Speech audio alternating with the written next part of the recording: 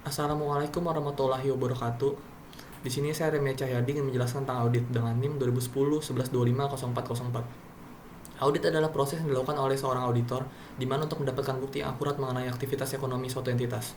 Proses audit ini akan dilakukan untuk menyetarakan derajat kewajaran aktivitas ekonomi suatu entitas tersebut, apakah telah sesuai dengan yang telah ditetapkan dan melaporkan hasilnya kepada para pihak yang berkepentingan.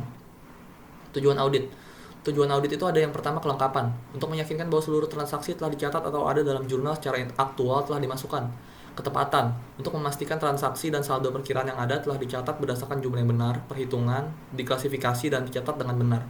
Eksistensi, untuk memastikan bahwa semua harta dan kewajiban tercatat memiliki eksistensi atau keterjadian pada tanggal tertentu.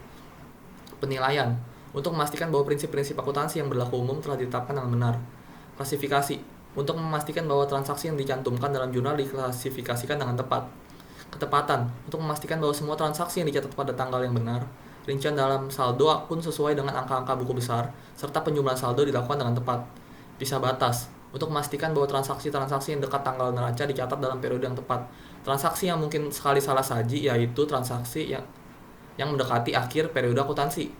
Yang terakhir adalah pengungkapan, untuk meyakinkan bahwa saldo akun dan persyaratan pengungkapan yang berkaitan telah disajikan dengan wajar dalam laporan keuangan. Manfaat audit. Nah, manfaat audit ini ada macam-macam ya. Yang pertama bagi pihak yang diaudit, bagi anggota lain dalam dunia usaha, dan bagi badan pemerintah. Yang bagi pihak yang diaudit itu menambah integritas laporan keuangan, mencegah dan menemukan fraud, memberikan dasar yang dapat dipercaya untuk penyiapan surat pemberitahuan pajak, membuka pintu bagi masukan sumber pembiayaan dari luar, menyiapkan kesalahan dan penyimpangan moneter dalam catatan keuangan.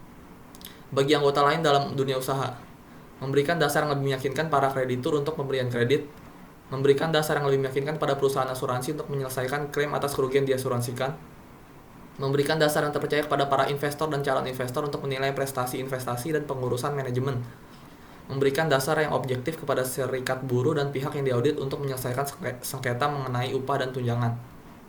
Selanjutnya bagi badan pemerintah, memberikan tambahan kejelasan yang independen tentang ketelitian dan jaminan laporan keuangan, memberikan dasar yang independen kepada mereka yang bergerak di bidang hukum untuk mengurus harta warisan dan harta titipan, memegang peranan yang menentukan dalam mencapai tujuan Undang-Undang Keamanan Nasional. Jenis-jenis audit, di sini saya dapat 3. Yang pertama audit laporan keuangan. Ada beberapa jenis audit yang laporan keuangan ini. Ketika perusahaan menyajikan sebuah laporan dan auditor melakukan audit, maka proses audit yang dilakukan oleh auditor tersebut ialah audit laporan keuangan, serta audit ini hasilnya akan disampaikan kepada beberapa pihak seperti pemegang saham dan kreditor, contohnya. Yang kedua, audit kinerja. Ketika auditor melakukan audit untuk mengetahui efisiensi dan efektivitas suatu kegiatan operasi, maka proses audit yang dilakukan oleh auditor tersebut ialah audit kinerja. Audit ini dilakukan untuk bertujuan memperoleh dan mengevaluasi bukti-bukti yang ditemukan untuk mencapai tujuan yang telah ditetapkan oleh entitas. Terus berikutnya audit kepatuhan. Audit kepatuhan ialah audit yang dilakukan oleh seorang auditor untuk melihat kegiatan operasi suatu entitas apakah telah sesuai dengan ketetapan ketentuan, peraturan, persyaratan yang berlaku atau telah disetujui seperti perjanjian dengan kreditor, perundang-undangan di suatu negara. Nah, di sini ada pengertian menurut para ahli. Banyak sebenarnya, cuma saya ambil satu menurut Mulyadi. Menurut Mulyadi, suatu proses sistematik untuk memperoleh dan mengevaluasi bukti secara objektif mengenai pernyataan-pernyataan tentang kegiatan dan kejadian ekonomi dengan tujuan untuk menetapkan tingkat kesesuaian antara pernyataan-pernyataan tersebut dengan kriteria yang telah ditetapkan serta penyampaian hasil-hasilnya kepada pemakai yang berkepentingan. Nah, audit itu umumnya dibagi ke 3 golongan: audit laporan keuangan, audit kepatuhan, dan audit operasional. Kalau audit laporan keuangan dengan nama lain financial statement audit adalah audit yang dilakukan oleh auditor eksternal terhadap laporan keuangan kliennya untuk memberikan pendapat apakah laporan keuangan tersebut disajikan sesuai dengan kriteria-kriteria yang telah ditetapkan. Yang kedua, audit kepatuhan atau compliance audit. Audit ini bertujuan untuk menentukan apakah yang diperiksa sesuai dengan kondisi, peraturan, dan undang-undang tertentu. Yang ketiga ada audit operasional atau operational audit. Audit operasional merupakan penelaahan secara sistematik aktivitas operasi organisasi dalam hubungannya dengan tujuan tertentu. Dalam audit operasional, auditor diharapkan melakukan pengamatan yang objektif dan analisa yang komprehensif terhadap operasional tertentu. Nah, berikutnya tujuan dan manfaat audit independen. Yang pertama ada asersi manajemen. Asersi ini merupakan pernyataan manajemen aktiva kewajiban dan ekuitas yang tercantum dalam neraca benar-benar ada pada tanggal neraca, serta apakah pendapatan dan beban yang tercantum dalam laporan laba rugi laba benar-benar terjadi selama periode akuntansi.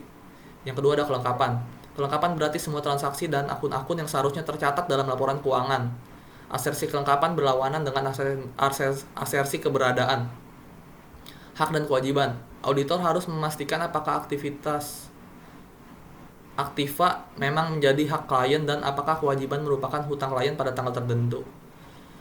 Penilaian dan atau alokasi. Asersi ini menyangkut apakah aktiva, kewajiban, ekuitas, pendapatan, atau beban telah dicantumkan dalam laporan keuangan pada jumlah yang tepat. Berikutnya ada penyajian dan pengungkapan. Asersi ini menyangkut masalah apakah komponen-komponen laporan keuangan telah diklasifikasikan, diuraikan, dan diungkapkan secara tepat. Berikutnya ada jenis-jenis auditor. Auditor biasanya dibagi dalam 3 kategori berdasarkan siapa yang mempekerjakan. Akuntan publik. Akuntan publik adalah akuntan profesional menjual jasanya kepada masyarakat umum, terutama dalam bidang pemeriksaan terhadap laporan keuangan yang dibuat oleh kliennya. Kedua, akuntan pemerintah. Akuntan pemerintah adalah akuntan profesional yang bekerja di instansi pemerintah, yang tugas pokoknya melakukan pemeriksaan terhadap pertanggungjawaban keuangan yang disajikan oleh unit-unit organisasi dalam pemerintah atau pertanggungjawaban keuangan yang ditujukan kepada pemerintah. Yang ketiga ada akuntan intern. Adalah akuntan yang bekerja dalam perusahaan yang tugas pokoknya dalam menentukan apakah kebijakan dan prosedur yang ditetapkan oleh manajemen puncak telah dipatuhi, menentukan baik atau tidaknya penjagaan terhadap aset-aset organisasi, menentukan efisiensi dan efektivitas prosedur kegiatan organisasi, serta menentukan keandalan informasi yang dihasilkan oleh berbagai bagian organisasi. Laporan auditor. Pengertian dan jenis-jenis laporan auditor. Fungsi utama laporan audit sebagai media komunikasi antar manajemen dengan pihak-pihak lain yang berkepentingan, maka dibutuhkan adanya keseragaman pelaporan untuk menghindari kerancuan. Oleh karena itu, standar profesional telah merumuskan dan merinci berbagai jenis laporan audit yang harus disertakan pada laporan keuangan. Terdapat beberapa jenis pendapat akuntan yang diberikan berkenaan dengan suatu pemeriksaan. Yang pertama, pendapat wajar tanpa pengecualian. Yang kedua, pendapat wajar tanpa pengecualian dengan bahasa penjelasan. Yang ketiga, pendapat wajar dengan pengecualian. Yang keempat, pendapat tidak wajar. Yang kelima, pernyataan tidak memberikan pendapat. Berikutnya ada tujuan dan manfaat laporan auditor. Dalam perusahaan perseroan atau PT di mana para manajer ditempatkan pada posisi di mana mereka yang dapat menguntungkan perusahaan yang tercermin dalam laporan keuangan yang disusunnya dalam suatu periode tertentu. Laporan keuangan yang disusun merupakan bentuk pertanggungjawaban dari hasil pekerjaannya selama satu periode. Para manajer tergoda untuk menyajikan laporan keuangan yang berat sebelah, mengandung hal-hal yang tidak benar, dan mungkin menyembunyikan informasi-informasi tertentu kepada pihak-pihak lain yang berkepentingan terhadap laporan keuangan itu, termasuk investor, kreditor, dan regulator. Sekian presentasi dari saya, terima kasih.